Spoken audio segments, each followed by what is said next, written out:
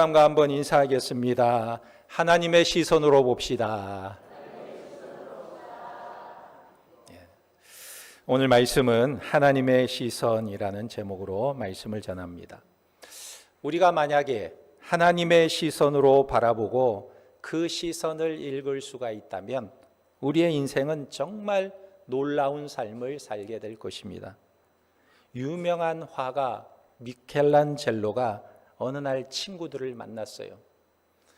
친구들을 만나서 이야기를 하는데 보니까 다른 친구들은 다른 사람들의 명예롭지 못한 이야기를 서로 주고 받으면서 깔깔깔 웃으면서 대화를 나누는 것입니다. 그런데 친구들이 한참을 대화하다 보니까 미켈란젤로가 한마디도 하지 않는 거예요. 그래서 물었습니다. 아니, 왜 자네는 한마디도 하지 않고 있는가? 그랬더니 나는 오직 그림만 생각하고 있다네. 그러는 거예요. 그래서 무슨 그림을 생각하는가? 그렇게 묻자 이 미켈란젤로가 종이를 하나 가져오더니 그 종이 위에다가 하얀색 물감을 칠하기 시작했어요. 그리고는 그 위에 점을 몇 개, 검은 점을 찍기 시작했습니다. 그리고 친구들에게 보여주었어요. 자네들 이 그림 속에 무엇을 보고 있는가? 물었습니다.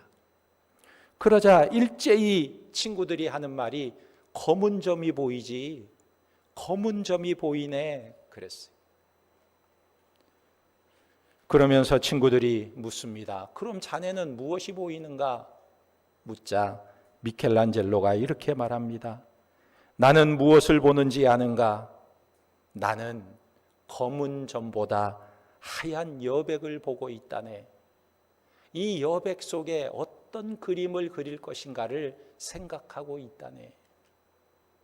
친구들은 전부 검은 점만 보고 있는데 이 미켈란젤로는 흰 여백을 바라보면서 어떤 그림을 그릴까를 상상하고 있는 것입니다. 이 세상에는 흠과 티가 없는 사람은 한 사람도 없을 거예요. 그러나 우리의 시선을 어디에 두느냐, 그 시선에 따라서 상황은 달라질 수가 있는 것입니다. 어느 유고의 시골 마을 천주교에서 신부가 미사를 준비하고 있는데 그 미사를 수정드는 아이가 있었습니다. 근데 이 아이가 수정들다가 그만 실수해서 성찬 포도주를 그냥 쏟아버렸어요. 그러자 신부가 놀란 소년의 뺨을 한 대 때리면서 아니 도대체 어떻게 이 거룩한 송찬을 쏟을 수가 있느냐? 다시는 너는 제단 앞에 나타나지 마. 그만둬. 야단을 쳤어요. 이 아이가 나중에 자라서 유고의 대통령이 됩니다. 그는 바로 무신론자이고 공산주의를 주장하는 유고의 대통령 티토 대통령이에요.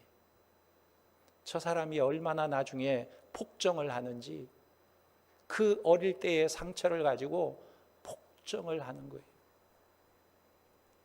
그런데 또 다른 성당에서 신부가 미사를 집행하는데 수정드는 아이가 잔을 떨어뜨려서 포도주가 엎질러졌어요. 그러자 신부는 이 아이의 머리를 쓰다듬으면서 말했습니다. 얘야, 너는 나중에 훌륭한 신부가 될 거야. 칭찬을 내주었어요.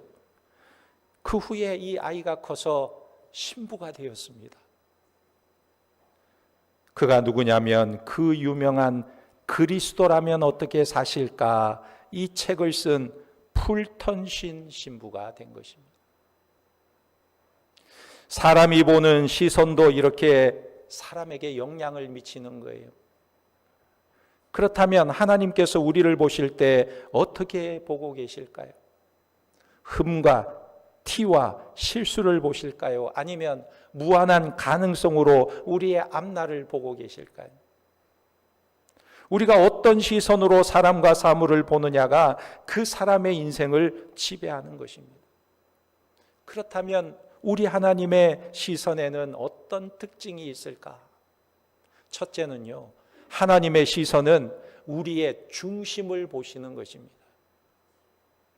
하나님은 속을 겉처럼 보시는 하나님이세요. 하나님은 우리를 바라보실 때 결코 겉모습만 보지 않으십니다. 인간의 거치장으로 쌓은 명예와 외모를 보지 않으시는 거예요. 하나님은 언제나 그 사람을 보실 때 그 중심을 보신다는 거예요.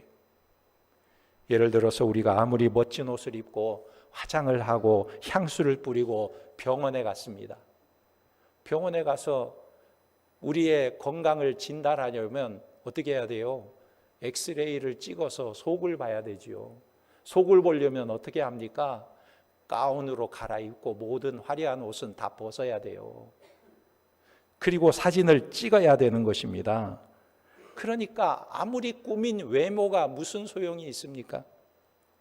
엑스레이를 찍을 때에는 오직 그 속을 보는 거예요. 그래서 엑스레이를 찍으면 저런 모습이 나타나는 것입니다.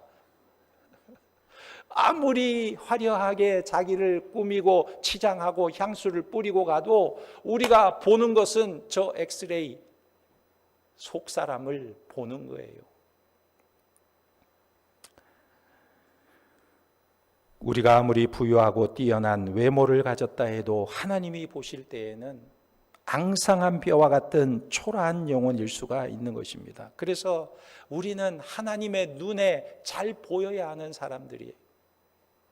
사무엘상 16장 7절에 보면 여호와께서 사무엘에게 이르시되 그의 용모와 키를 보지 말라. 내가 이미 그를 버렸노라. 내가 보는 것은 사람과 같지 아니하니 사람은 외모를 보거니와 여호와는 중심을 보느니라 하시더라. 할렐루야. 사람이 보는 것은 외모를 봐요. 그러나 하나님은 우리의 중심을 보신다고 말씀하고 있어요. 왜 이런 말씀을 하고 계실까? 그것은 사무엘과 같은 훌륭한 선지자도 사람을 외모로 보고 있기 때문에 그렇습니다. 이스라엘의 새로운 왕을 세우는데 사무엘이 왕을 정할 때 외모를 보고 자꾸 정하려고 해요. 그래서 사무엘이 이새의 아들들을 보면서 그 용모와 키를 보고 외모를 보고 훌륭하니까 하나님 이 아들에게 기름 부을까요? 하나님 이 아들에게 기름 부을까요? 외모를 보고 자꾸 기름 부으려고 하는 거예요. 당시에 왕으로 뽑혔던 사울도 백성들에게 인기가 참 좋았습니다. 특별히 그의 용모는 아주 뛰어나고 훌륭했어요. 사무엘상 9장 2절에 보면 기스에게 아들이 있으니 그의 이름은 사울이요 준수한 소년이라. 이스라엘 자손 중에 그보다 더 준수한 자가 없고 키는 모든 백성보다 어깨 위만큼 더 컸더라. 이것이 사울의 외모가 매우 뛰어났다는 거예요. 그래서 사무엘이 그를 왕으로 세울 때 뭐라고 말했냐면 이렇게 말했어요. 사무엘상 10장 24절에 사무엘이 모든 백성에게 이르되 너희는 여호와께서 택하신 자를 보느냐? 모든 백성 중에 짝할 리가 없느니라 하니 모든 백성이 왕의 만세를 외쳐 부르니라. 그 외모가 얼마나 훌륭했는지 그와 짝할 사람이 없을 정도로 뛰어난 사람이었다. 백성들이 환호하고 기뻐하고 좋아했다는 거예요. 오늘날 이 시대도 비주얼 시대입니다. 비주얼 시대. 외모 지상주의 시대예요. 그래서 사람들이 외모에 신경을 많이 써요. 그런데 이것은 사무엘 시대에도 비슷했던 것 같아요. 그런데 문제는 그 시대에 그렇게 외모가 뛰어났던 사울은 그 속은 어떠했는가? 매우 빈약한 모습이었다는 거예요. 그래서 사울 왕은 왕복은 입었지만 모든 것을 뚫어보시는 하나님 앞에서 빈약한 삶을 살았던 것입니다. 그는 자기 아래 사람이 다른 사람에게 칭찬받는 것을 견디지 못해 했어요. 그 정도로 영혼이 약한 사람이었습니다. 남이 잘 되는 것을 견딜 수 없어 하고 남이 칭찬받는 것을 너무너무 배아파하는 그런 모습이 사울의 모습이었어요. 그뿐 아닙니다. 쉽게 귀신에게 사로잡힐 정도로 영혼이 매우 약한 사람이었습니다. 그래서 사무엘이 사울을 대신해 다른 왕을 세워야 하는데 그런 경험을 하고도 사무엘이 사람을 찾는데 또 외모를 보는 거예요. 왕을 뽑는데 무엇을 봅니까? 외모를 보고 있다는 거예요. 그래서 하나님께서 사무엘에게 말씀하고 계시는 거예요. 7절에 여호와께서 사무엘에게 이르시되 그의 용모와 키를 보지 말라. 내가 이미 그를 버렸노라. 내가 보는 것은 사람과 같지 아니하니 사람은 외모를 보거니와 나 여호와는 중심을 보느니라 하시더라. 그랬어요. 우리는 사람 앞에만 잘 보이면 안 되는 거예요. 하나님은 중심을 보시기 때문에 하나님 앞에 잘 보여야 하는 것입니다. 요즘 시대의 흐름을 보면 우리의 인생의 성공과 실패가 외모에 있는 것처럼 보이기도 해요. 그저 사람의 눈에 잘 보이는 것에 관심이 많습니다. 그런데 정말 중요한 것은 하나님의 눈에 잘 보여야 하는 거예요. 왜 그럴까요? 하나님은 우리의 중심을 보시고 하나님은 사람을 세우시기도 하시고 낮추기도 하시는 거예요. 시편 75편 7절에 오직 재판장이신 하나님이 이를 낮추시고 저를 높이시느니라 그랬어요. 오직 하나님이 사람을 낮추시기도 하고 높이시기도 하시기 때문에 하나님의 마음에 잘 보이는 자가 되어야 하는 것입니다. 그래서 오늘 하나님이 누구를 선택했느냐, 이것이 중요한 거예요.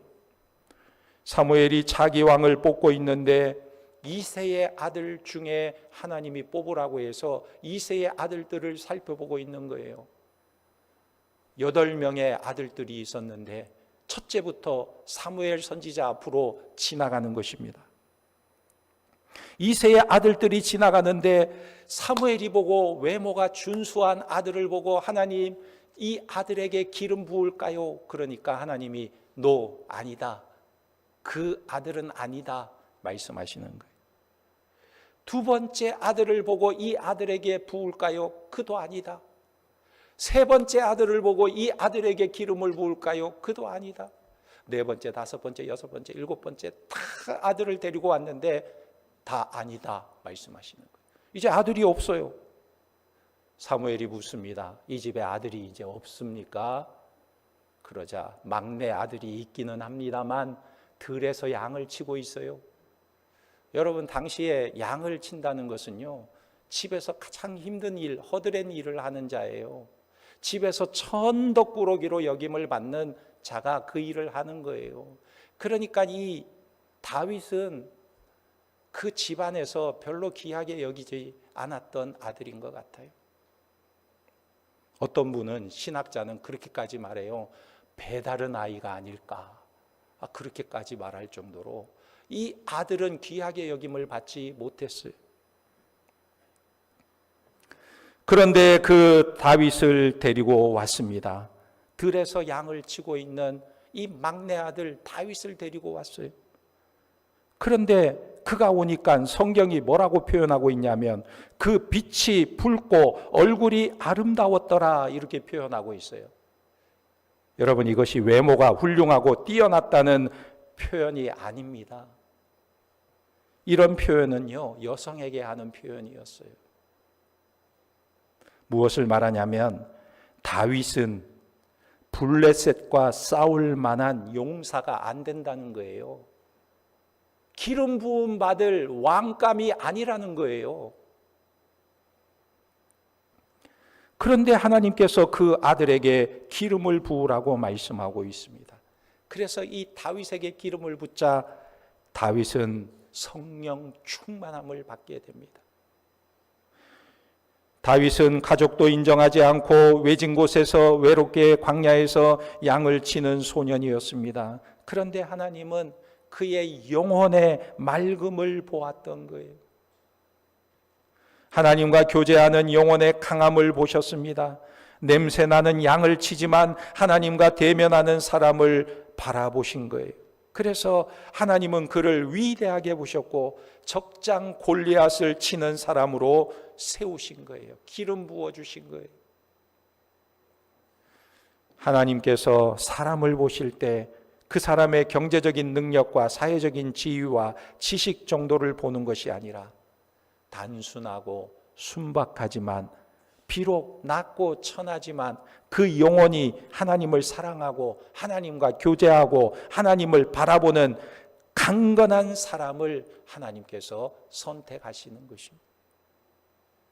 여러분들은 선물을 받을 때 선물을 이렇게 받으면서 포장지가 좋습니까? 그 속에 들어있는 내용물이 좋습니까? 내용물이 좋지요. 아무리 좋은 포장지로 포장을 해도 예를 들어서 명품 포장지로 포장을 했는데 그 속에 내용물을 열어보니까 10,000원짜리 짝퉁 시계가 나왔다. 그럼 어떻겠어요? 포장지는 명품인데 속은 짝퉁이에요. 기분이 안 좋은 거예요. 좋지 않은 것입니다. 하나님도 마찬가지입니다. 우리의 중심을 보시는 하나님이세요. 여러분은 외모에 비해 내면을 위해 얼마나 우리의 시간과 우리의 물질을 투자하고 있습니까? 외모는 좀 가꾸고 돈을 들이면 좋아 보여요. 외모는 가꾸면 좋아 보일 수 있어요. 그런데 내면은 어떻습니까? 하나님과 만남을 통해서 하나님과 교제를 통해서 우리의 내면이 아름다워지는 것입니다. 가만히 생각해 보면요, 하나님께서 우리의 중심을 보신다는 것이 얼마나 감사한 일인지 몰라요. 왜냐하면 하나님은 우리의 속을 다 보시면서도 우리를 기다리고 인내하시고 하나님의 사랑을 나타내고 계시기 때문에 그래요. 만약에 우리가 하나님처럼 사람의 속을 속속들이 다 볼 수 있는 능력이 있다면 우리는 어떨까요? 가까이 할 수 있는 사람이 있을까요? 사람의 속과 생각을 속속들이 다 볼 수 있는 능력이 내게 있다면 내가 가까이 할 수 있는 사람이 있을까요? 그런데 하나님은 우리의 속을 다 보시면서도 포기하지 않는 것이 기적 중의 기적이라는 거예요. 이것이 하나님의 은혜인 것입니다. 우리의 속을 보시면서도 포기하지 않는 이유는 우리를 기대하고 계시기 때문에 그래요. 그래서 하나님의 두 번째 시선은 우리의 미래를 바라보는 시선인 것입니다. 13절에 보면 하나님께서 다윗에게 기름을 붓습니다. 그런데 그가 왕이 되려고 하면 앞으로도 20년이나 더 지나가야 왕이 될 수 있어요. 10대의 기름 부음을 받았는데 그가 40세가 되어서 왕이 되는 거예요. 아니 20년 후인데 왜 지금 기름을 부어줄까요? 20년 동안 어떻게 기다리라고? 이것은 하나님의 시선은 미래의 일을 오늘로 바라보고 있다는 거예요. 오늘처럼 바라보고 계신다는 거예요. 그래서 기름을 붓고 있는 것입니다. 하나님은 우리의 미래를 미리 보시면서 오늘을 인정해 주고 계신다는 거예요. 다윗은 지금 기름 부음을 받았지만 양이나 치고 사자나 곰을 쫓는 일을 계속해야만 했습니다. 기름 부음을 받았는데 이스라엘의 왕이 될 것이라는데 여전히 그가 하고 있는 일은 양이나 치고 있는 일이에요. 양을 돌보고 양똥을 쳐내고 허드렛 일을 여전히 하고 있는 것입니다. 형들은 놀고 있으면서 다윗에게만 일을 시켜요. 그러나 하나님은 그를 미래의 왕으로 보고 계시는 거예요. 그리고 그의 내면에 계속해서 하나님이 말씀하고 계시는 것입니다. 다윗, 너는 왕이 될 것을 잊지 말아라. 그리고 너는 장차 위대한 왕이 될 것이야. 결코 주눅들지 말라. 계속해서 하나님이 그에게 말씀하고 계시는 것입니다. 13절에 보면 사무엘이 기름 불병을 가져다가 그의 형제 중에서 그에게 부었더니 이날 이후로 다윗이 여호와의 영에게 크게 감동되니라. 사무엘이 떠나서 라마로 가니라 그랬어요. 다윗이 비록 양을 치는 목자였지만 그는 성령에 사로잡히게 되었습니다. 그래서 그의 삶이 너무너무 기쁘고 행복한 거예요. 자신을 선택하신 하나님을 생각하니까 그 마음에 감동이 되어서 어쩔 줄 모르는 것입니다. 그래서 이 다윗이 어떤 삶을 사느냐, 비록 양을 치는 목동이지만 자기의 인생을 왕처럼 여기면서 살아가는 거예요. 그 예가 어떤 모습입니까? 다윗이요, 아버지의 심부름을 하는데 형들이 전쟁터에 나가서 전쟁하고 있으니까 아버지의 심부름을 가요. 가서 보니까 이스라엘 군대는 골리앗 앞에서 벌벌벌 떨고 있고 이방인 골리앗은 이스라엘 군대를 모욕하고 있어요. 하나님을 모독하고 있어요. 이때 다윗이 그 모습을 보고 뭐라고 말합니까? 화가 나가지고 다윗이 저 할례 받지 못한 이방인이 만군의 하나님 여호와를 모독하느냐, 내가 여호와의 이름으로 나아가서 너를 물리치리라. 다윗이 이런 말을 하는 것입니다. 이것은 무엇을 말합니까? 다윗이 지금 자기를 목동으로 여기는 게 아니고 왕처럼 여기고 있어요. 비록 양을 치는 목동이기는 하지만 자신을 왕으로 여기고 있는 거예요. 그래서 도전하는 것입니다.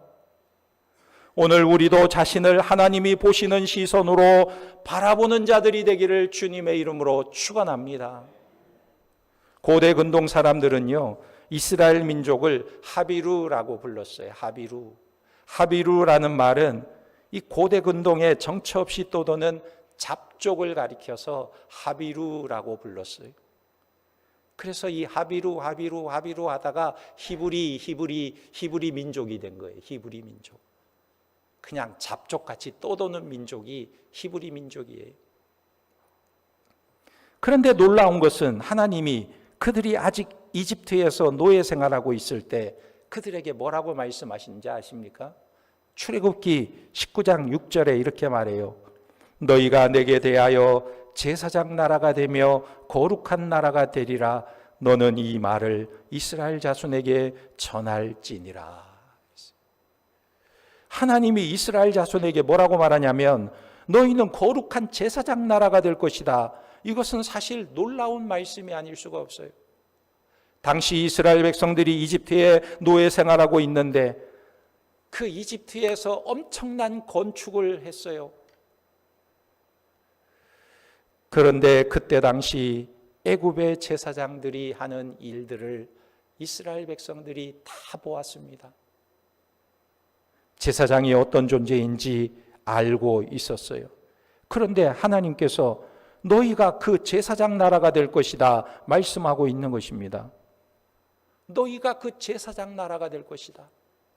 이것은 이스라엘 백성들에게만 말씀하는 것이 아니라 오늘 우리에게도 동일하게 말씀하시는 내용이에요. 계시록 5장 10절에 보면 그들로 우리 하나님 앞에서 나라와 제사장들을 삼으셨으니 그들이 이 땅에서 왕노릇 하리로다 하더라 그랬어요. 할렐루야. 여기서 왕노릇 하리라는 말은 너희는 이 세상에서 어떻게 살아야 되느냐? 하비루처럼 살지 말고 왕같이 살아라. 왕같이 살아라 말씀하고 있는 거예요. 어린 목동 다윗이 목동처럼 산 것이 아니라 왕같이 살았던 것처럼 너희도 이 세상을 살 때 왕같이 살아라 말씀하고 있는 것입니다. 이것이 하나님의 계획이에요. 우리 베드로전서 2장 9절 말씀을 한번 볼까요? 자막을 보면서 한번 같이 읽어보겠습니다. 시작. 그러나 너희는 택하신 족속이요 왕같은 제사장들이요 거룩한 나라요 그의 소유가 된 백성이니 이는 너희를 어두운 데서 불러내어 그의 기임한 빛에 들어가게 하시니에 아름다운 덕을 선포하게 하려 하심이라. 아멘. 예. 이것이 하나님이 우리를 향한 평가예요. 너희는 왕같은 제사장이다. 너희는 왕 같은 제사장이다. 아무리 현실이 고단하고 초라해도 하나님의 시선으로 우리를 바라보아야 하는 것입니다. 여러분은 예수를 구주로 믿었습니까?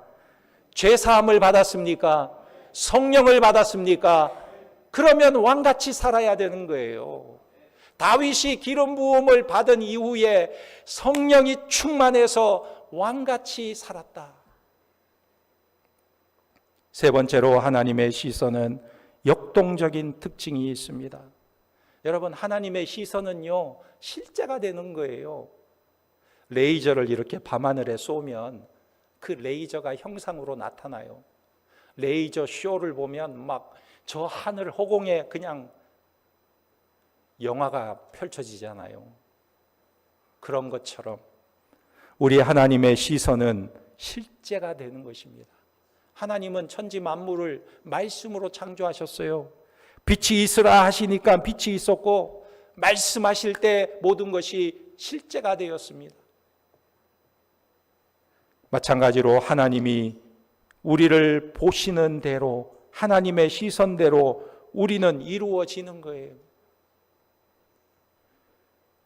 그런데 하나님을 닮은 우리 인간의 시선도 매우 강력하다는 것을 여러분 기억하시기 바랍니다.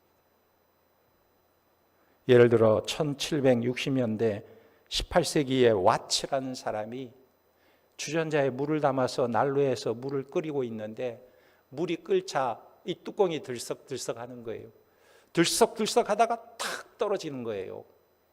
증기가 나오니까 떨어져 버리는 거예요. 뚜껑이 확 열려버리는 거예요. 그걸 보고 와츠가 무엇을 생각했을까요? 증기기관차를 발명한 거예요. 증기기관차. 야, 이 물을 끓이면 이런 힘이 나오는구나. 또 하늘에 비가 오고 번개가 치는데 천둥번개가 치자 사람들은 그 천둥번개가 치는 걸 보고 두려워했어요. 신이 노하셨나 보다 하고 두려워하는데, 그런데 프랭클린이라는 사람은 그 번개를 보면서 무엇을 생각했냐? 전기가 있구나. 전기를 생각하게 된 거예요. 오늘 우리 이렇게 환하게 이 예배당을 비춰주는 전기, 그 전기를 생각한 거예요. 이것이 사람이 보는 시선인 것입니다. 그런데 살아계신 하나님께서 우리를 보신다면 우리는 그 시선대로 우리는 만들어지게 되는 거예요. 고린도후서 5장 17절에 그런즉 누구든지 그리스도 안에 있으면 새로운 피조물이라 이전 것은 지나갔으니 보라 새 것이 되었도다. 할렐루야. 여러분, 새로운 존재가 된 줄 믿으시기 바랍니다.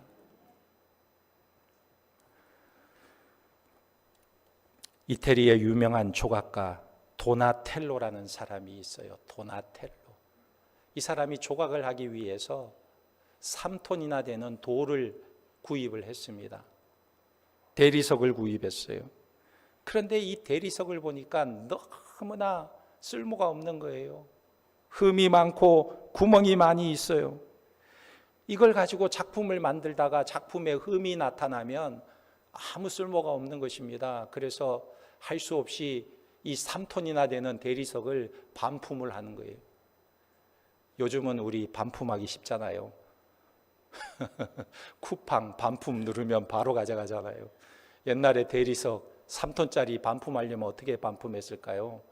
아마 큰 나무를 그냥 밑에다가 굴려가지고 반품해야 반품할 수 있을 거예요. 아마 어렵게 반품을 했어요. 그리고 세월이 흘렀습니다. 나중에 미켈란젤로라는 화가가 조각을 하기 위해서 그 가게에다가 대리석 좋은 게 있느냐 문의를 했어요.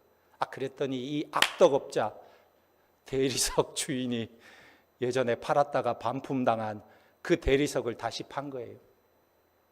미켈란젤로가 대리석을 받아보니까 이 돌이 형편이 없는 거예요. 구멍이 있고 그냥 흠집이 많이 있어요. 아니, 이 돌을 가지고 어떻게 조각을 한단 말인가? 그 돌을 보고 실망을 했습니다. 그런데 이상하게도 미켈란젤로의 마음속에 도전 정신이 생겼어요.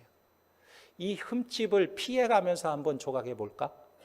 이 구멍을 피해가면서 한번 조각해 볼까? 그래서 조각을 하기 시작했어요. 쓸모없는 돌을 가지고 위대한 작품을 만들 수 없을까? 그는 흠을 피해가면서, 구멍을 피해가면서 조각하기 시작합니다. 그리고는 작품을 완성하게 되었는데, 그가 만든 작품이 뭔지 아세요? 그 유명한 다비드상. 다윗의 형상을 조각하게 된 거예요. 밑에는 민망해서 잘라버렸어요. 위에만 보세요, 위에. 아마 저 다윗이 조각돌을 들고 물맷돌을 들고 있는 모습이 아닌가 생각되기도 합니다. 아무리 흠이 많고 버려진 대리석이라도 위대한 작품으로 만들 수 있다면 우리 하나님의 시선은 어느 정도일까?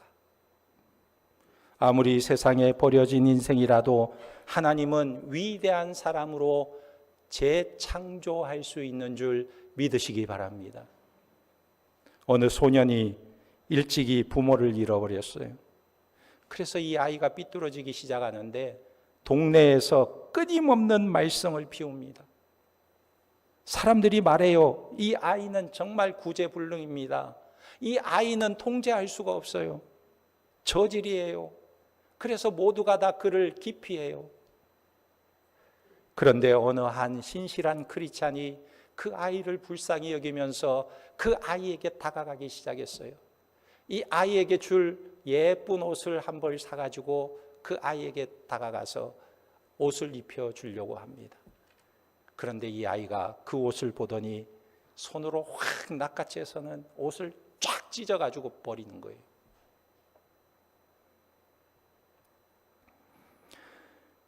그리고는 그 집을 나왔는데 며칠 후에 그 크리스찬이 또 옷을 한 벌 사가지고 그에게 다가갔어요. 그리고는 하는 말이, 하나님은 너를 사랑하셔. 이 옷을 받으렴. 이 옷을 입어볼까? 그리고 옷을 건네는데 이 아이가 옷을 봤더니 그 옷을 또 쫙 찢어가지고 던져버리는 거예요.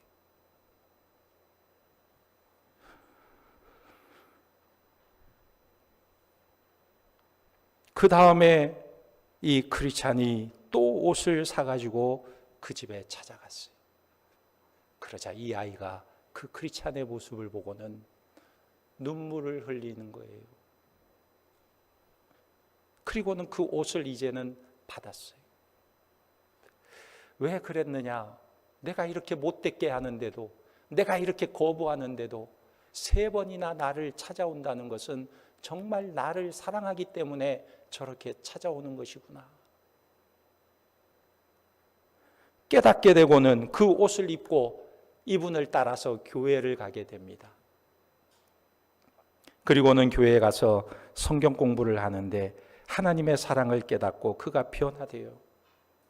저질에서 보배로운 사람으로 바뀌게 되는 것입니다. 이분이 누구냐면 바로 중국어 사전과 중국어 성경을 출간한 로버트 모리슨 목사예요. 세상이 포기해도 하나님은 포기하지 않는 거예요. 얼마든지 우리를 위대한 인물로 바꿀 수 있는 것입니다. 우리가 하나님의 시선으로 모든 것을 바라볼 때 놀라운 역사를 경험하게 되는 것입니다. 하나님은 살아계신 하나님이시고 오늘도 우리 가운데 역사하시는 하나님이심을 바라보고 그 하나님 앞에 우리의 인생을 온전히 의탁하는 우리 중앙의 권속들이 되시기를 예수님의 이름으로 축원합니다. 아멘. 기도하겠습니다. 하나님 아버지, 우리는 부족하고 연약합니다. 우리의 눈이 열리기를 원합니다.